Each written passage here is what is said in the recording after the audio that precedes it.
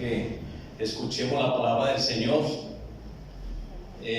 Vamos a orar por mi hermano para que esta palabra llegue al corazón de cada uno. Padre, yo te doy gracias, Señor, por la vida de tu siervo, Dios, por el mensaje, Señor, que has colocado en su corazón.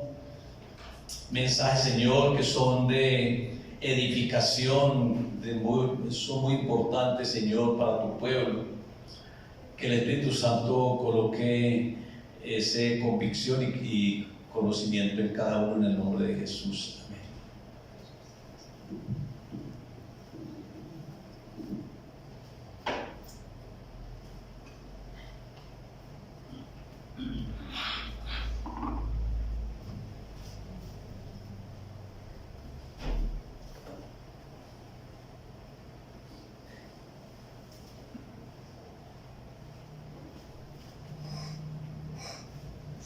Muy buenos días, iglesia, Dios les bendiga.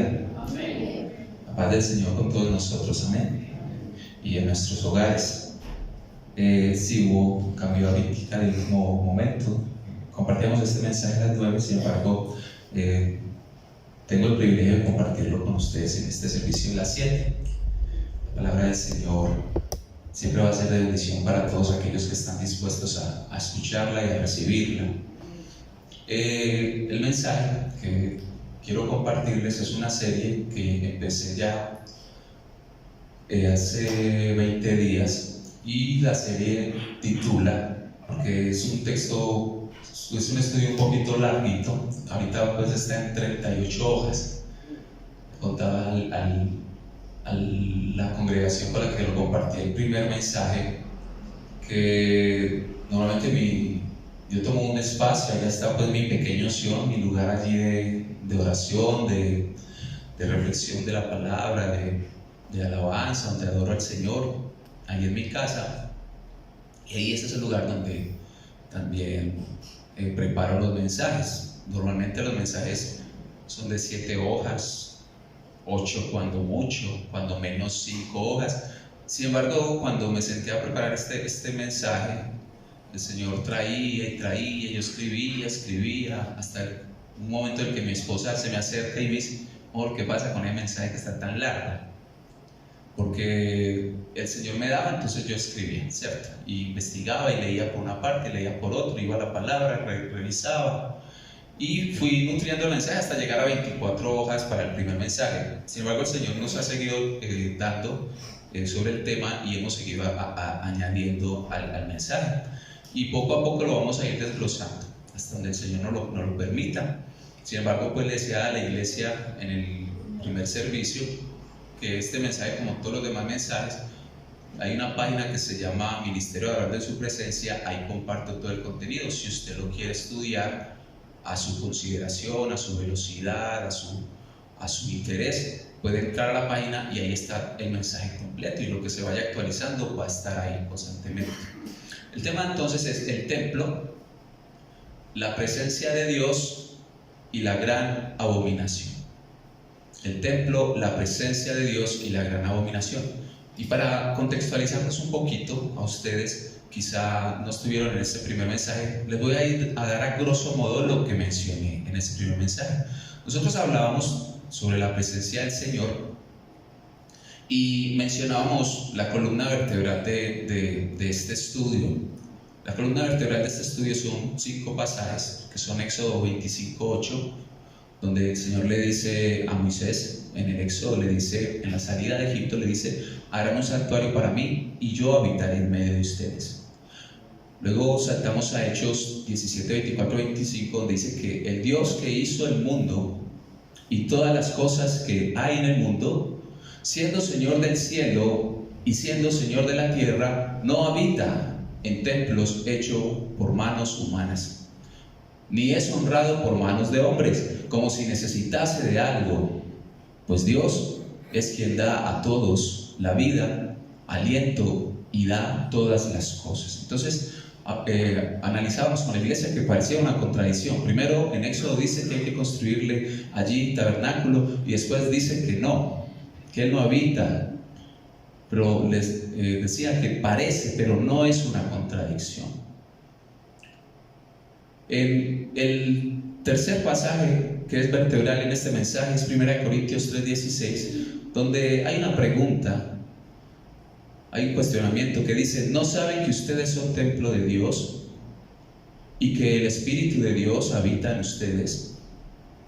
Entonces ya nos da luces de por qué lo que parecía una contradicción en los dos pasajes anteriores ya no es en sí una contradicción, sino que recuerde que cuando Cristo viene ahora como hombre a la tierra, muere en la cruz del Calvario, paga por nuestros pecados, se revela a través de la palabra para la iglesia que Dios habita en usted y en mí.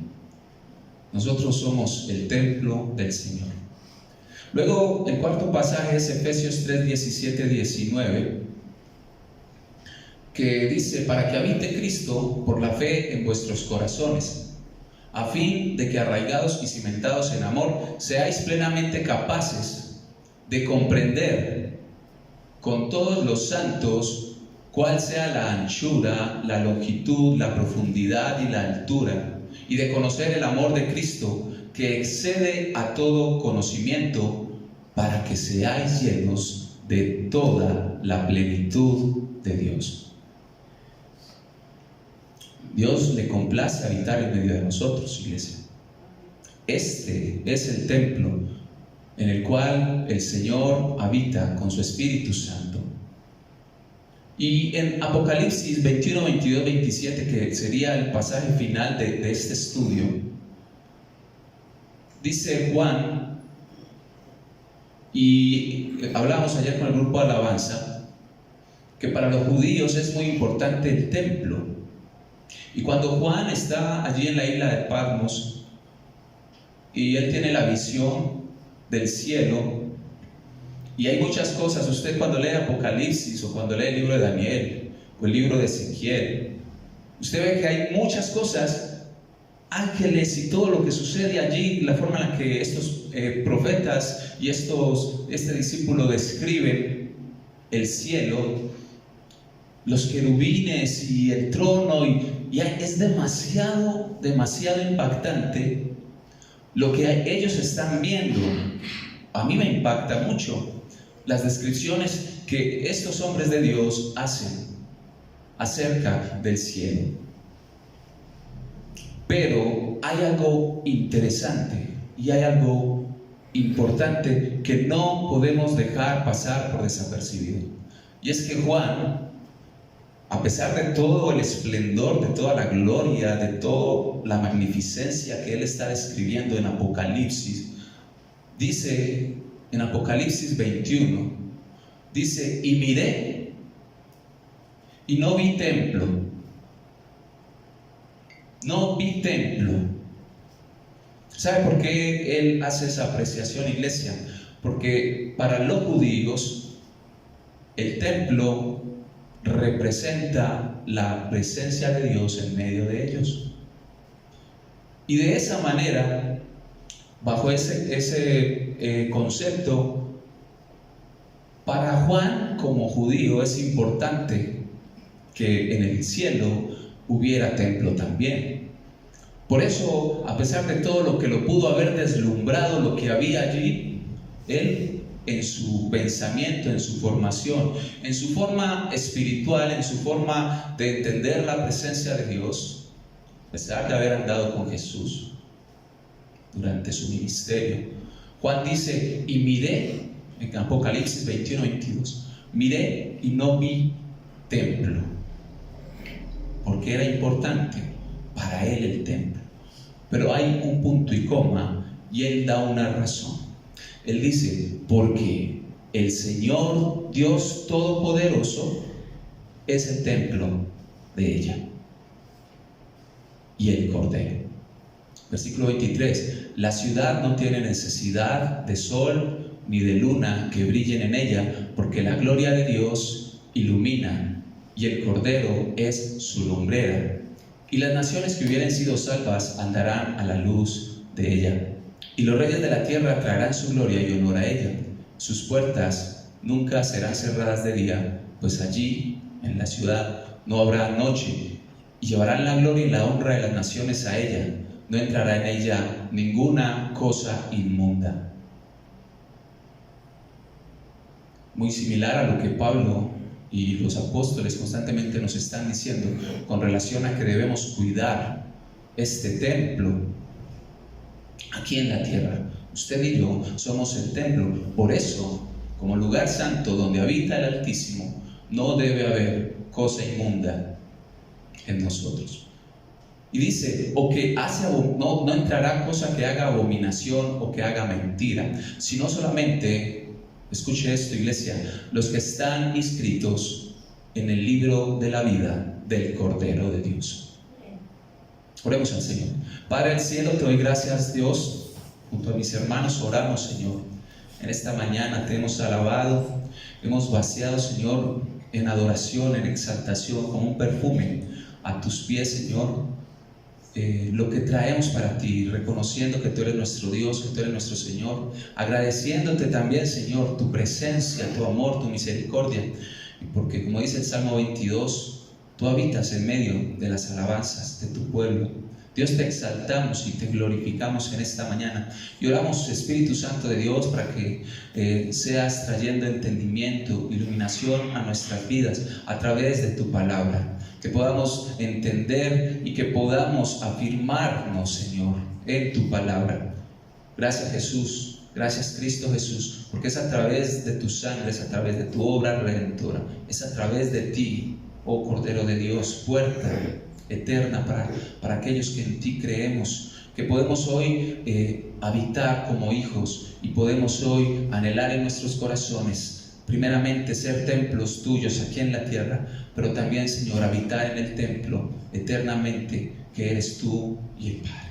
En el nombre de Cristo Jesús te damos toda la alabanza. La iglesia dice amén. Amén. Entremos en materia entonces, iglesia. Recuerden que lo que les acabo de compartir no era el mensaje, era el recuento del mensaje anterior. Y la presentación del tema comprende dos puntos principales, pero de esos dos puntos principales, cada uno tiene tres subpuntos. Lo que los judíos creen que necesitan y lo que los judíos realmente necesitan. Los llevo un poquito al contexto. Recuerden que para el pueblo judío es muy importante el templo. Y no solamente para el tiempo en el que Juan escribe el libro Apocalipsis, sino que hoy actualmente, si nosotros miramos hacia Israel, hacia toda esta zona, hay un conflicto entre judíos, entre musulmanes y entre cristianos, las tres grandes religiones monoteístas, todas hijas de Abraham. Sin embargo, el énfasis de este mensaje va a estar dentro de lo que es el templo judío y lo que representa para los judíos que no recibieron a Jesús, porque como los judíos no cristianos no recibieron a Jesús, y hasta el momento muchos judíos no han recibido a Jesús como Salvador, como el Mesías, para estas personas es vital, es menester, es necesario, es importante la presencia de Dios, como lo es para cualquier persona que anhele la presencia de Dios en su vida. Sin embargo, para ellos la Torá les dice que la presencia de Dios habita en un templo construido por manos de hombres, por instrucción de Dios allá en el Antiguo Testamento. Pero cuando venimos al Nuevo Testamento, ya lo leímos ahorita, que el templo somos usted y yo.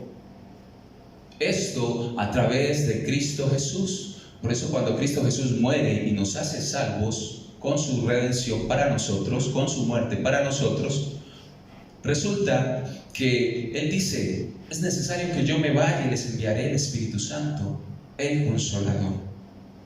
Entonces el Espíritu Santo ahora habita en nosotros por la gracia del Señor. y como iglesia nosotros somos el templo de Dios.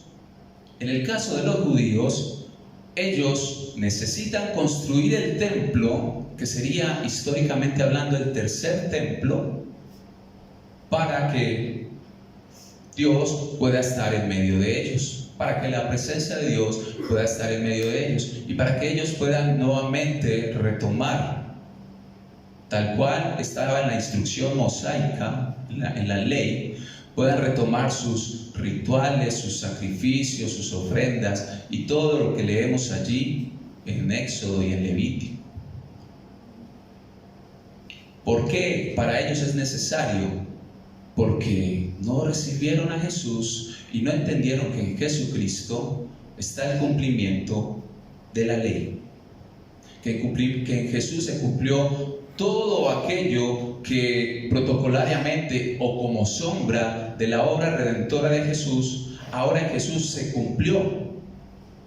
Ya no es necesario la ofrenda y el sacrificio, al menos en el modo en el que fue instruido Moisés y en el modo en el que fue instruido para el pueblo de Israel antes de Jesús, que todo esto de lo que era el lugar santo, el atrio, el lugar santo y el lugar santísimo, todo eso solamente apunta a que fuese cumplido en el Mesías. Mesías que usted y yo hemos recibido como nuestro Señor y Salvador, que reconocemos en Jesús el Hijo de Dios, que reconocemos en Jesús el digno en haber sido sacrificado, que reconocemos en Jesús el profeta, el sacerdote, el rey, cosa que los judíos no han aceptado. Le dan un lugar a Jesús, a nuestro Señor, a nuestro Salvador, al Hijo de Dios, le dan un lugar como profeta. Lo reconocen como un profeta importante, mas no lo reconocen como el Hijo de Dios que quita el pecado del mundo. No lo reconocen como el Cordero. Entonces, lo que los judíos creen que necesitan en este momento, ellos creen que necesitan edificar el templo.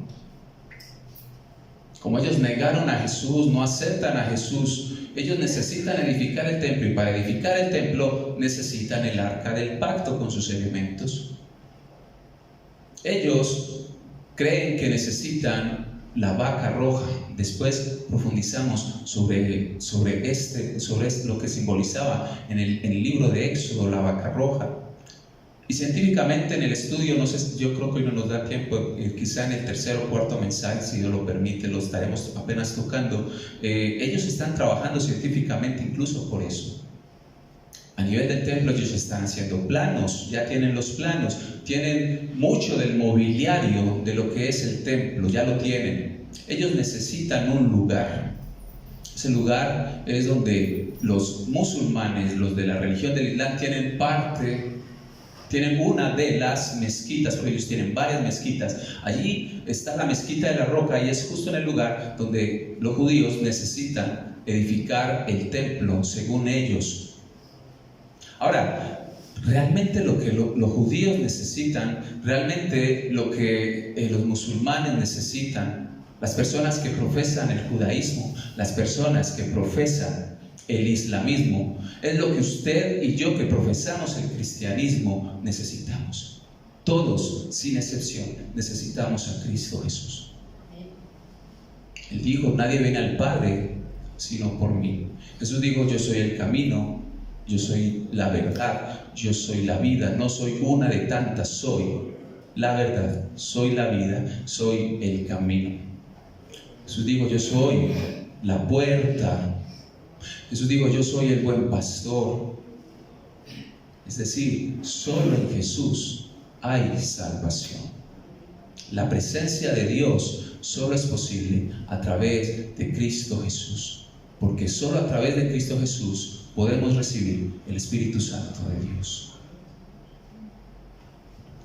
Entendiendo entonces esta estructura de lo que realmente necesita el mundo, el mundo necesita realmente la presencia de Dios. Pero para recibir y tener la presencia de Dios habitando en su vida, necesita recibir a Jesucristo como Señor y Salvador. Y el mundo necesita entender Necesitamos entender que la presencia de Dios habita en nosotros, en su hermano, en mí. Esto solamente a través de Cristo Jesús. Entonces, la escatología judía, hay varias escatologías. Escatología es el estudio de manera general de los tiempos finales, de la vida o de las situaciones bíblicas o del Corán o de la Torá. Hay escatología de todo tipo. Nosotros nos enfocamos en la escatología cristiana, como cristianos que somos. Sin embargo, hay muchos puntos donde la escatología judía se cruza con la escatología cristiana, pero hay diferentes interpretaciones. Porque nosotros lo hacemos a través de la lectura de que Jesús es el Mesías que ya vino. Los judíos lo hacen a través de la lectura de que esperan aún a un Mesías. Entonces, la escatología judía es diferente a la escatología cristiana. Por eso, el tercer templo se ve de manera diferente para ambas partes. Primero, para los judíos, el templo es un anhelo de poder volver a edificar el lugar donde va a habitar la presencia de Dios en medio de ellos. Y ese templo, para los judíos, garantiza traer la presencia y el respaldo de Dios nuevamente. Recuerden que ellos allá están en el muro de los lamentos y constantemente es un lugar de lamento, no es un lugar de adoración. Lo segundo es que para nosotros, como la iglesia de Jesucristo, la construcción de este templo no es un anhelo, es realmente para el cristiano ese templo no tendría sentido, al menos un sentido espiritual alineado a la voluntad del Señor, porque la presencia de Dios habita en usted y en mí si usted y yo hemos recibido a Jesús como el Mesías prometido. Nosotros hemos recibido a Jesucristo como Señor y Salvador, por lo tanto nosotros somos, repito, quiero que se lo lleve, iglesia, somos el templo de Dios. Entonces, cuando se ve la construcción del tercer templo por parte de los judíos no cristianos, esto para nosotros no debe ser un motivo de gozo. Muchas veces uno a veces hasta escucha a cristianos orando para que se construya el tercer templo. ¿Por qué hablo del tercer templo? El primer templo fue el que edificó Salomón. Ese templo es destruido. El pueblo judío es llevado cautivo por los babilonios. Sin embargo, se levanta el gobernante persa, Ciro, y le permite a Nehemías y a Esdras ir y reedificar los muros de Jerusalén. Pero eso fue, digamos, la reconstrucción del pueblo que había sido exiliado, que había sido cautivo en tierras enemigas, en tierras lejanas. Cuando este pueblo vuelve, Nehemías y Esdras, a pesar de las dificultades, digamos que socialmente, culturalmente logran edificar un muro, logran retomar la identidad del pueblo, pero finalmente quien termina edificando el templo es Zorobabel, 70 años después. Cuando se levantó el tabernáculo de Moisés, dice la palabra del Señor, que descendió fuego del cielo y consumió el holocausto. Cuando Salomón dedica el templo a Dios, cuando David le dice, el papá de Salomón, el rey David, le dice a Dios: quiero edificarte un lugar donde tú habites en medio de nosotros. El Señor le dice: el cielo es mi trono, la tierra es el estrado de mis pies, ¿para qué han de edificarme? Sin embargo, Dios le concede a David ese deseo de poder construir un lugar de reposo para el Señor. Sin embargo, el Señor le dice: pero no lo vas a hacer tú, lo va a hacer tu hijo. Ese es el primer templo, el que levanta Salomón, con recursos que su padre le había dejado y con recursos que también Salomón en su reinado logró obtener. Entonces ellos levantan el primer templo. Cuando Salomón viene a hacer la dedicación del templo, él da las palabras que Dios le dio a su padre. Él dice: tú, Altísimo, que el cielo es tu trono y la tierra es el estrado de tus pies, Es decir, Salomón reconocía lo que el Señor había dicho. Dice: te ruego que hoy habite tu presencia en medio de nosotros y que en este lugar se escuche el clamor de tus hijos, es decir, casa de oración. Ese templo majestuoso, el más hermoso de todos hasta el momento, es destruido. Zorobabel edifica el segundo templo. Sin embargo, ese segundo templo no tuvo la majestuosidad física, económica, admirable que sí tuvo el templo de Salomón. A tal punto que si leemos en el libro de Nehemías, dice la palabra del Señor que cuando se fue a hacer la dedicación del templo, que representaba la presencia de Dios para el pueblo, dice que los más ancianos, mientras los jóvenes festejaban y se alegraban porque por fin se había construido ese segundo templo, dice que los más ancianos lloraban. Los más ancianos lloraban porque no tenía la gloria que sí había tenido el primer templo. Y saben, por ningún lado descendió fuego a consumir el holocausto.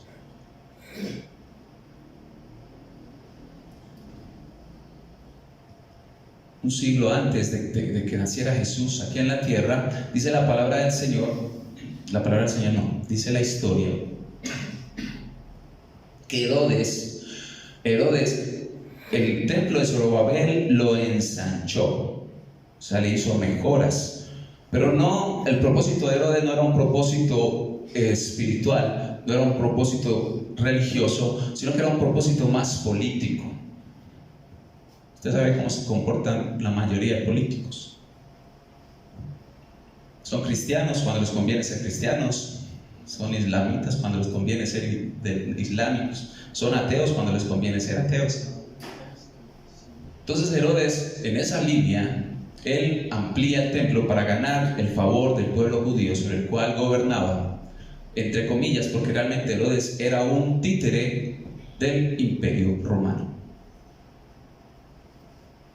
Sin embargo, de ese templo es el que Jesús conoce estando aquí en la tierra, y ese templo es el que Jesús le dice, cuando está allá, él dice: les garantizo, hablando de sí mismo como templo de Dios, dice que este templo será derribado, pero en 3 días será levantado.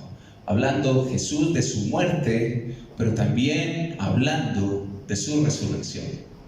Y luego se dirige al templo, al hecho por mano de hombres, y dice: les garantizo que no quedará piedra sobre piedra de ese templo. No de sí, de ese templo. De ese templo hecho por manos de hombre, donde ya la presencia de Dios no estaba. Porque cuando Jesús va al templo y ve lo que está sucediendo en el templo, que ya no era el templo donde está la presencia de Dios, sino que era una cueva de ladrones, Jesús dice: este es su templo. Su templo, es decir, este no es el templo que yo establecí. Jesús dice: este es su templo, ya no es el templo de Dios. Porque ahora el templo de Dios somos usted y yo. Dios habita en nosotros. Lo tercero es que para los judíos y para los cristianos, sin embargo, aparte de judíos y cristianos, existe otra tercera religión monoteísta, o sea que solo tienen un Dios. Hay muchas religiones politeístas de varios dioses. Aquí hay otra religión involucrada.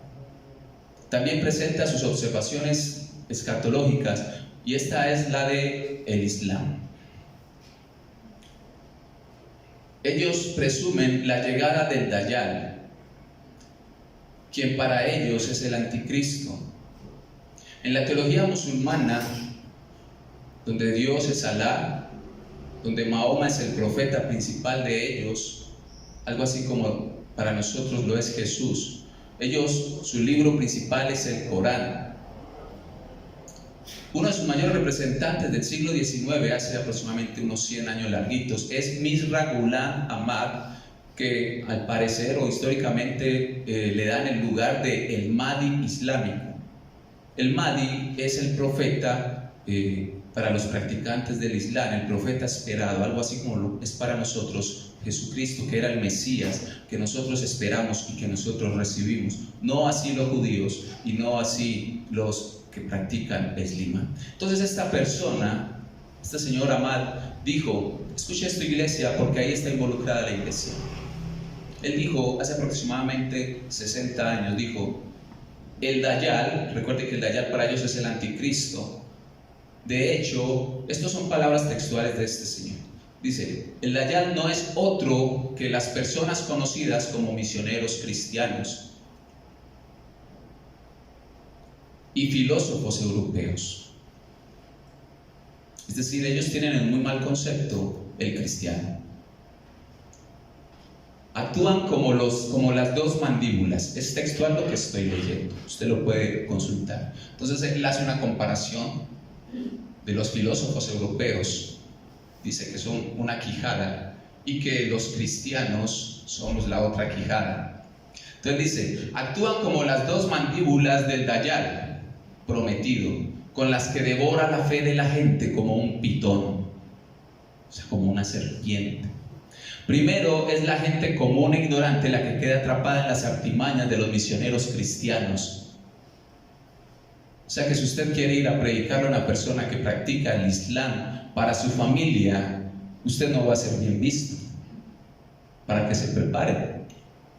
Y dice, y luego aquellos que por casualidad logran escapar de las garras, estando asqueados de las vergonzosas y falsas creencias, quedan ahora atrapados en la otra mandíbula, en la red de los filósofos europeos. Todo lo que son ya los pensamientos modernos. Entonces, continúa diciendo, veo que el pueblo común es más vulnerable a las mentiras de los clérigos, mientras que los intelectuales son más susceptibles a la falsedad difundida por los filósofos. Según esta lectura, según esta observación de esta persona, el hablarles a ellos de Cristo es una ofensa. Entonces, vamos al primer punto. Lo que los judíos creen que necesitan, que es edificar el primer templo. Ese templo para ellos debe darse, ya están los planos estructurados, ya están las tecnologías. Ustedes ven que tumban una casa, préstele atención por ahí ya derribaron unas casas, lo más seguro es que van a ser edificios. Mire en cuánto tiempo levantan un edificio hoy. Personas del común, comerciantes que tienen su capacidad económica y levantan un edificio rapidísimo. ¿Cuánto más esta gente que tiene tanto poder económico y tanta influencia? Estoy hablando de los judíos. Es decir, ellos no tienen un limitante económico para edificar lo que tanto anhelan. Si esa gente tiene que dejar de comer para levantar el templo, dejan de comer. Y no necesitan dejar de comer para hacerlo, necesitan el terreno. Es un conflicto religioso, político, militar, social, ese terreno allá. Que ese conflicto, recuerde que es donde el anticristo le dice, vengan ustedes, hagamos un acuerdo. Y ahí es donde se dice paz y seguridad para todos. Y ahí es donde comienza el reino del anticristo, que va a ser uno de los mensajes. Un domingo nos vamos a concentrar un poco en la persona del anticristo. El anticristo es de dos maneras, según la palabra de Dios. Les hago un spoiler, un adelanto. Es un pensamiento, ideología, forma de vivir, forma de actuar, pero al mismo tiempo se va a personificar en una persona que usted y yo vamos a ver o a conocer. El mundo lo ha de conocer. Además, ellos ya tienen la mayoría de los elementos que exige el libro de Números y de Éxodo. Ellos tienen los recursos, tienen las personas idóneas ya conversadas. Le decía a la iglesia en el primer mensaje que ellos ya tienen el oficial hablado, así como cuando usted todavía no tiene la plata, pero usted ya está hablando con el oficial, venga y cuánto me cobra y para que hagamos esto y esto. O sea, usted se está proyectando para hacer el arreglo en su casa. Los judíos ya tienen todo planificado. no han construido el templo, no por falta de capacidad, sino porque hay cosas que no están en el alcance. Si ellos decidieran derribar la roca, la mezquita de la roca, se forma una guerra que ya está, algo así como una guerra fría. ¿Recuerda la guerra fría que hubo a nivel mundial? Que era una guerra que no era una guerra. Es decir, los países empezaron a armar, se empezaron a armar, pero no estamos en guerra, estamos en paz, pero me voy a preparar militarmente. Esa es la Guerra Fría. Entonces, ahí hay una situación bien compleja por ese terreno. ¿Todo por qué? Porque ellos no reciben a Jesús. Porque Jesús no llegó en las condiciones que ellos esperan, o que ellos esperaban en ese tiempo, y que aún siguen esperando un Mesías gobernante, poderoso, con autoridad, que no entre en un burrito como entró Jesús en Jerusalén, sino que entre en caballos de guerra. Ese es el Mesías que ellos esperan, no un Jesús que viene hablando del amor, del perdón. Ellos quieren un Dios así, que corte y que demuestre su poder. Para Jesús no es problema hacerlo. Jesús lo dijo. Se lo dijo a Pedro, cuando Pedro trata de defenderlo, dijo: si yo oro a mi Padre, le enviaría legiones acá para que me defienda. Pero es necesario que yo muera, porque la redención no era solamente de una subyugación militar de un pueblo, sino de una subyugación espiritual del reino de Satanás. Y solo a través de la muerte de Jesús, al pagar por los pecados de nosotros, dice la palabra de Dios que Él se hizo pecado para que nosotros pudiéramos ser perdonados, para que la justicia de Dios que era sobre nosotros fuese sobre Jesús. Entonces, más allá de la reconstrucción de ese templo, actualmente hablando de lo que conocemos como el tercer templo, eso no es dentro de la voluntad de Dios realmente. Se ha evidenciado religión, porque es un esfuerzo y es un mal anhelo de parte de los hombres religiosos para desarrollar ese propio templo en sus propias fuerzas, con sus propios recursos, en su propia autosuficiencia. Pues si ellos no recibieron a Jesús, al Cristo, al ungido de Dios, dan por vana la obra de Cristo. Ya Cristo rasgó el velo con la obra redentora, dando por cerrada y por cumplida la ceremonia que separaba el lugar santo del lugar santísimo. El sacrificio fue completado por última vez, una vez y para siempre. Un ejemplo del esfuerzo humano que nosotros vemos hoy en día por acercarse a Dios a través de un templo hecho por manos de hombre es que genéticamente han estado modificando la genética de las vacas. ¿De cuáles vacas? De las vacas rojas, que son escasas, al menos con la exigencia que exige el ritual de purificación, según la palabra de Dios y según las instrucciones que había recibido Moisés en ese tiempo. Eso usted lo puede leer si quiere profundizar en su casa. Eso lo puede leer en Números 19. Ahí nos habla acerca de ese ritual. Las situaciones por las que dicho templo está interrumpido en su definitiva construcción radican en el espacio donde debe edificarse, el cual está ocupado por la cúpula de la roca y es perteneciente a los musulmanes. Saben que los musulmanes tienen varias mezquitas, y la de la roca no es la principal de oración para ellos, pero esa cúpula de la roca para ellos representa la victoria del Islam sobre el cristianismo. Es decir, que tiene una connotación más allá de lo espiritual, tiene una connotación militar, tiene una connotación histórica, y por eso ellos es tan difícil que permitan que los judíos edifiquen su anhelado templo. Ahí tienen un chicharrón bien grande los judíos. En estos minutos que nos quedan, quiero que leamos Juan 5, del 1 al 47. Nos quedan 15 minuticos.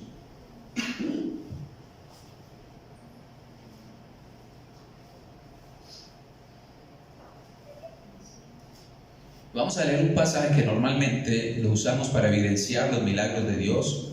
Normalmente los predicamos para hablar de que para Dios no hay nada imposible, para hablar de la misericordia de Dios. Lo usamos para hablar del poder de Dios. Pero hoy vamos a mirarlo de una manera que de pronto usted no lo ha visto antes, dentro del contexto y dentro del tema que hoy estamos tratando, que es un tema escatológico. Juan 5, del 1 al 47, es una de las conversaciones que Jesús estando en la tierra, tuvo con los judíos de su tiempo.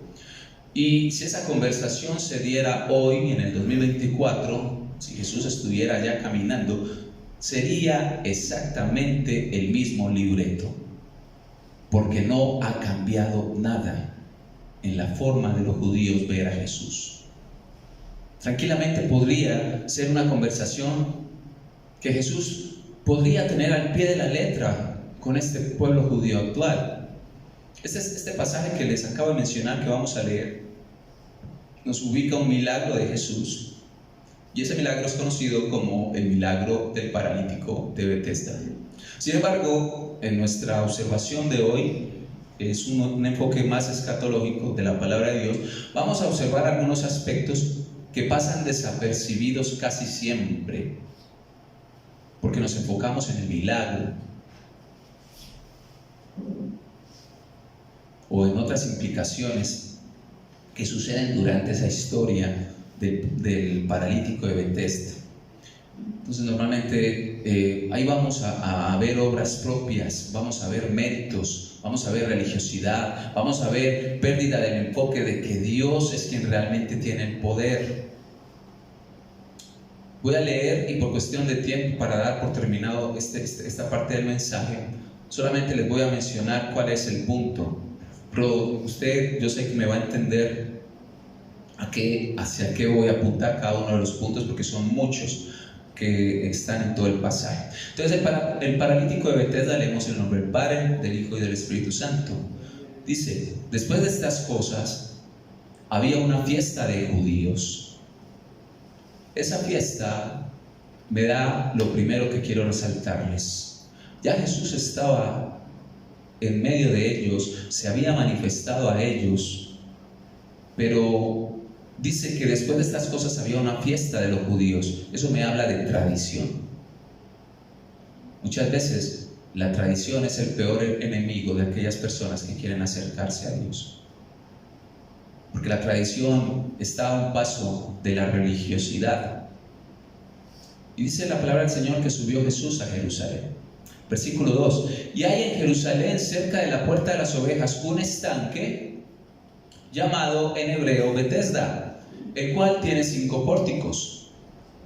En estos yacía una multitud de enfermos, ciegos, cojos y paralíticos, que esperaban el movimiento del agua. Estaban esperando el poder de Dios, iglesia.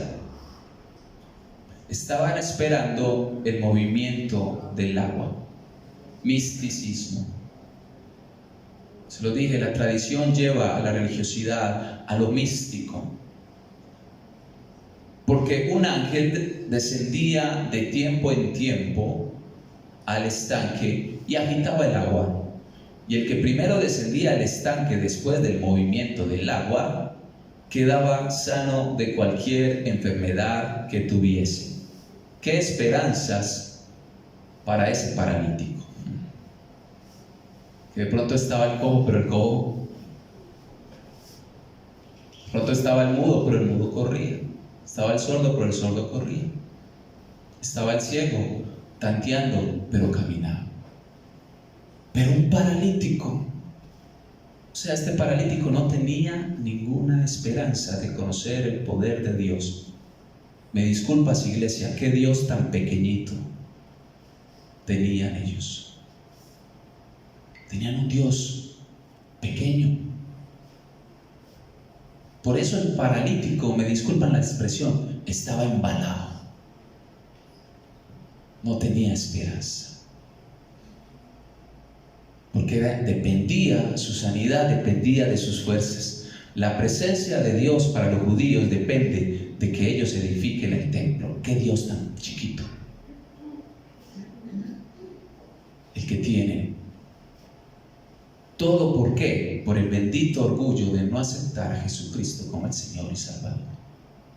Continúa diciendo la palabra del Señor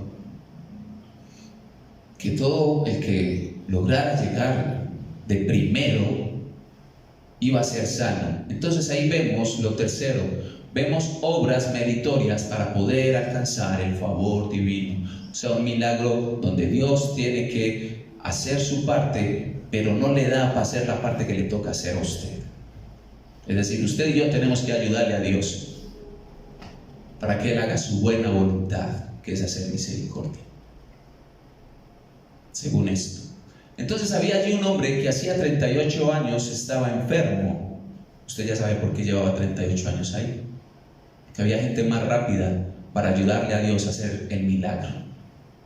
Entonces vemos lo cuarto, necesidades no resueltas por no entender a Dios, por no conocer a Dios, por la religiosidad.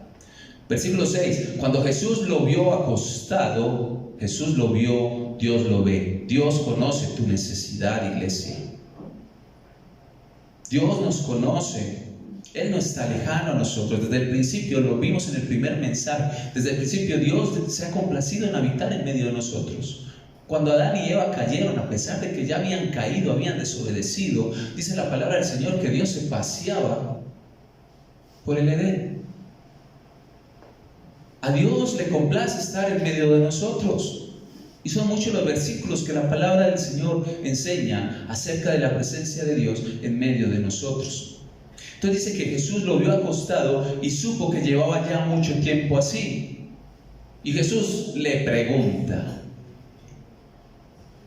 ¿quieres ser sano? ¿Usted se imagina esa pregunta?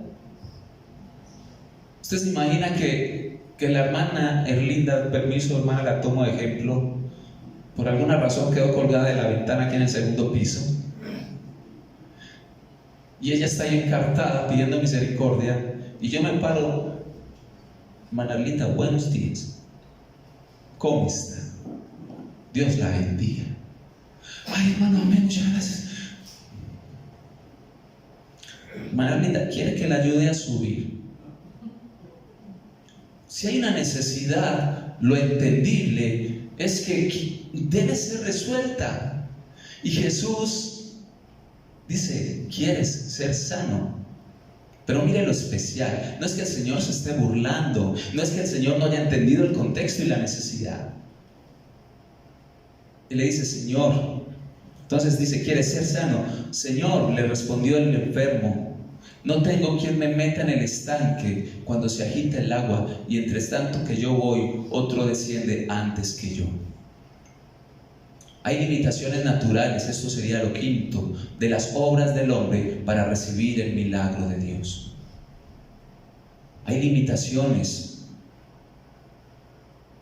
Y ¿sabe qué? Hay milagros que se pueden hacer, se pueden cumplir por mano de otras personas. Hay milagros, muchas personas iban para el templo y pasaban por ahí, pero ninguno en 38 años se dignó a llevar a ese hombre al estanque. Eso me habla de egoísmo, me habla de frialdad de las personas que iban para el templo donde no estaba la presencia de Dios. Religiosidad. Muchos enfermos, quizá con dificultades de menor envergadura para su vida, tampoco renunciaron a su posibilidad de ser sanos, porque ellos anhelaban el milagro para sí mismos, así el otro estuviera más llevado. ¿Se le parece eso en algo a usted hoy en día? Ese egoísmo, ¿usted lo ve en la iglesia de pronto? ¿O eso pasa en las otras iglesias? Porque la religiosidad lleva al egoísmo. La religiosidad lleva a la carencia del amor de Dios en nosotros. Versículo 8, Jesús le dijo: levántate, toma tu lecho y anda. Levántate, toma tu lecho y anda. Jesús estaba allí mostrando el poder de Dios dentro del templo, fuera del templo. Jesús no le dijo, venga, traigan a este muchacho, llevémoslo para el templo, que allá es donde yo habito, allá es donde yo hago milagros, allá es donde yo muestro mi poder. Dijo, tome su lecho y ande. La voluntad de Dios es hacer el bien. Él no necesita de religiosidad. Entonces, versículo 8 dice, levántate, toma tu lecho y anda. Fe en Jesús y en su palabra de poder. ¿Qué hizo el paralítico? Dice que al instante aquel hombre se levantó, tomó su lecho y caminó. Tan sencillito, tan fácil leerlo, pero fue un milagro lo que sucedió. Acuérdese, era un paralítico que llevaba 38 años anhelando que alguien lo llevara para el estanque. Él lo anhelaba. Y Jesús sencillamente le dice, levántate, toma tu lecho y anda. Al instante, aquel hombre fue sanado, tomó su lecho y anduvo, recibió su milagro, porque obedeció la voz del Señor. Si los judíos obedecieran la voz del Señor, recibirían a Jesús. La palabra de Dios dice, yo doy testimonio de él, el Espíritu Santo de Dios da testimonio de él. En el bautizo, con Juan el Bautista, una voz del cielo, que es la voz del Padre, dice, este es mi Hijo amado en el cual tengo complacencia. Es decir, los judíos no reciben a aquel que Dios envió. Y ¿saben qué? El texto del milagro termina en algo que nos vuelve y nos ubica en el contexto de eso tan especial. Dice, y era día de reposo aquel día.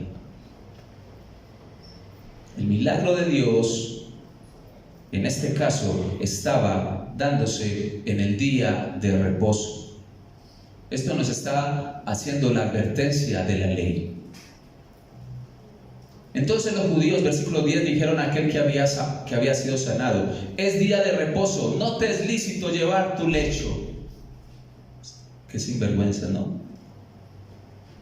¿Usted cree que si yo tengo un poquitico así de amor y hay un paralítico acá hace 38 años, yo no me voy a contentar de que está caminando, iglesia?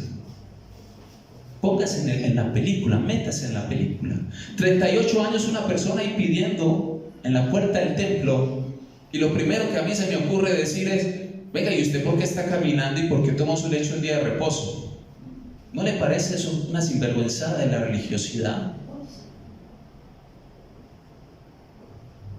Misericordia quiere y no sacrificio.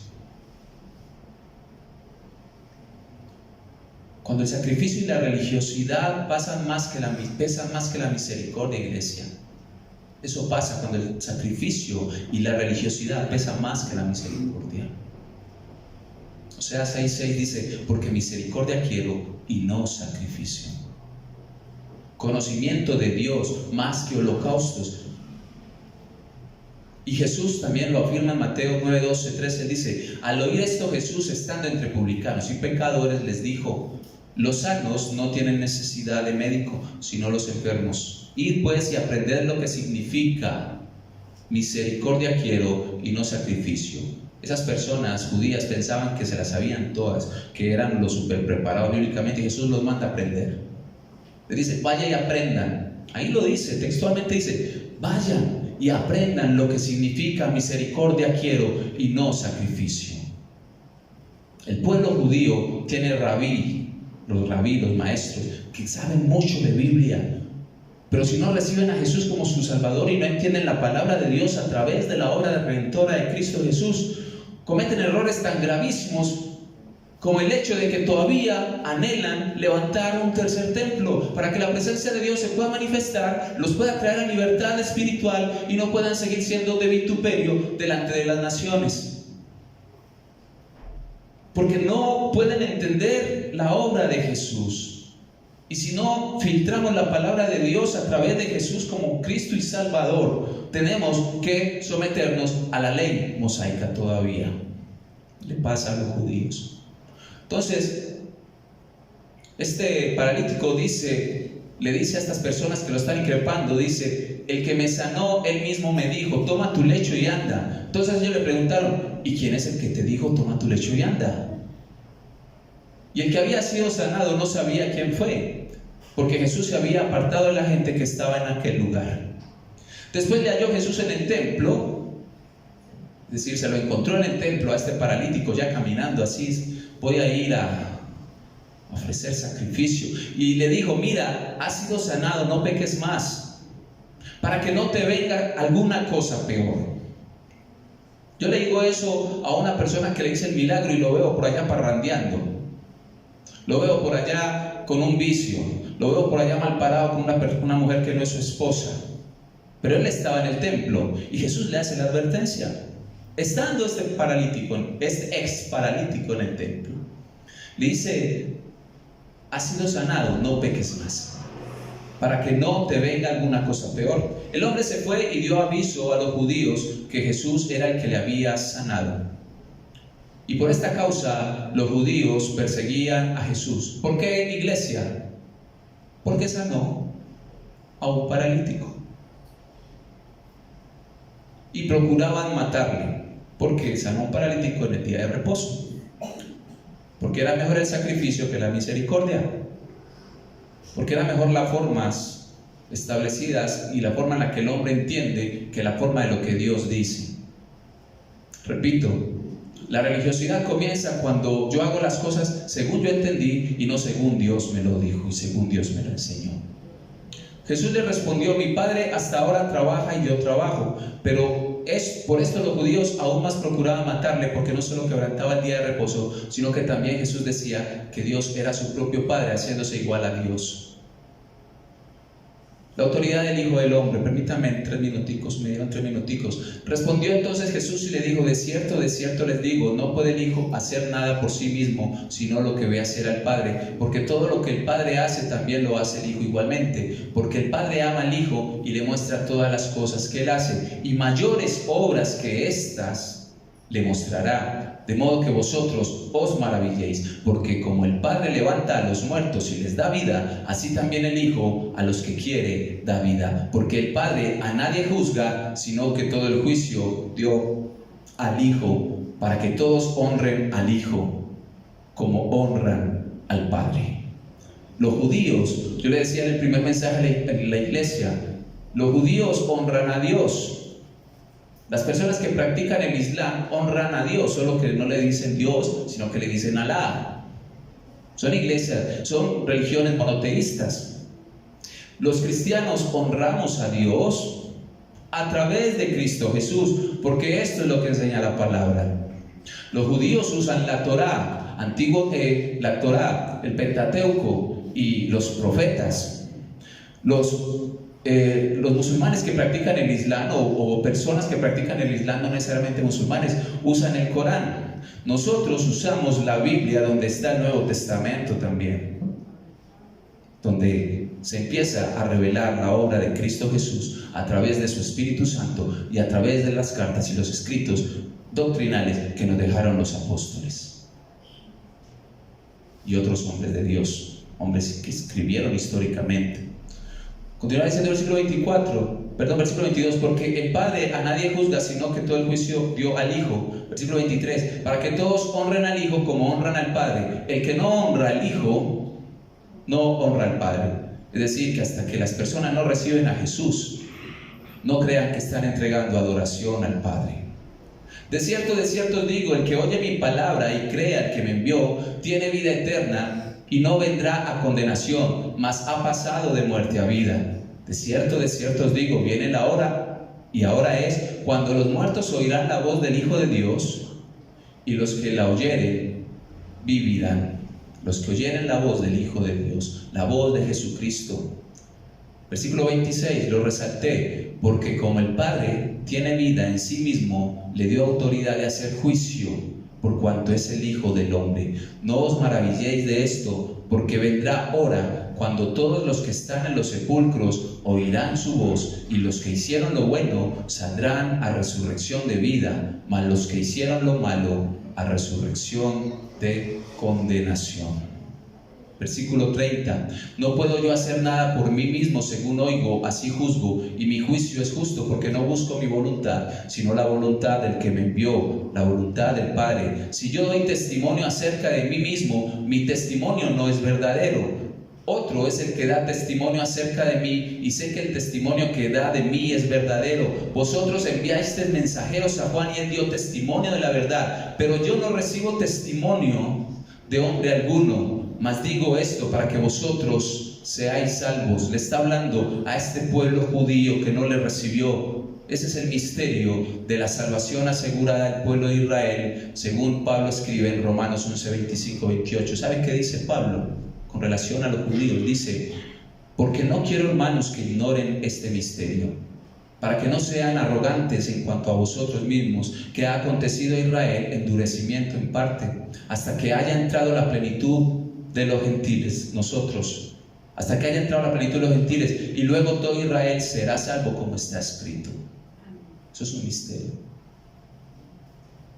Como está escrito: vendrá de Sión el libertador, que apartará de Jacob la impiedad, y este será mi pacto con ellos, cuando yo quite sus pecados. Así que en cuanto al evangelio, son enemigos por causa de vosotros, pero en cuanto a la elección, son amados por causa de sus padres, porque irrevocables son los dones y el llamamiento de Dios. Iglesia, creo que tengo ya que terminar. Estamos ya sobre el tiempo. Se me quedó la mitad del mensaje que les traía para hoy. Sin embargo, espero que se haya llevado la convicción de que no hay nada que usted y yo podamos hacer para forzar la presencia de Dios. No hay nada que usted y yo podamos hacer con el templo más magnífico si no tenemos en cuenta a Jesús como Señor y Salvador. ¿Sabe? La palabra del Señor dice en el Antiguo Testamento, creo que es profeta Miqueas o Amós, no tengo seguridad del texto del versículo, pero dice que será restaurado el tabernáculo de David. El tabernáculo de David era la forma de templo más sencilla que el propio tabernáculo de Moisés, y obviamente mucho más sencilla que el templo de Salomón, e incluso más sencilla que el templo reconstruido de Zorobabel. Pero Dios anheló fue la del tabernáculo de David, porque en el tabernáculo de David había acceso directo para aquel que quisiera estar en la presencia del Señor. Y es el anhelo de Dios habitar en medio de su pueblo. Por eso es que en el Nuevo Testamento, como ya lo leímos desde el principio, Dios habita en medio de nosotros. Oremos al Señor. Cierra allí tus ojos y te bendecimos, Señor. Te adoramos y te exaltamos y te damos gracias, Señor, porque tu palabra nos revela que ya somos el templo, que somos tu templo escogido donde tú habitas. Gracias, Señor, porque tú has decidido habitar con nosotros, en medio de nosotros, como se expresa en el Antiguo Testamento, pero que en Cristo Jesús tú has decidido habitar en nosotros con tu Espíritu Santo. Ahora habitas en nosotros, Señor. Y gracias, Señor, porque como lo leímos en el libro Apocalipsis, tú serás nuestro templo. Esto me habla de la unidad perfecta. Tú con nosotros, tú en nosotros y nosotros en ti. Así como Jesús oraba para que ellos sean uno solo, como tú, oh Padre, en mí, que ellos te conozcan. Señor, oramos por el pueblo judío, por aquel pueblo que no ha aceptado al Mesías y que está bajo el riesgo de edificar un templo donde realmente tu presencia, sin recibir a Cristo Jesús como Señor y Salvador, va a ser un templo muerto sin tu presencia. Oramos por ese pueblo. Oramos también, Señor, por las personas que practican el Islam, que no ven en Jesús el Salvador, el camino al cielo. Oramos, Señor, aún por los creyentes que dicen ser cristianos, pero que dan mayor importancia a otras, digámoslo así, deidades, que no ponen a Cristo en el centro de la redención, en el centro de la obra. Te reconocemos, Cristo Jesús, como nuestro Señor, como nuestro Salvador y como nuestro único camino. Y Señor, queremos ser ese altar, queremos ser ese templo.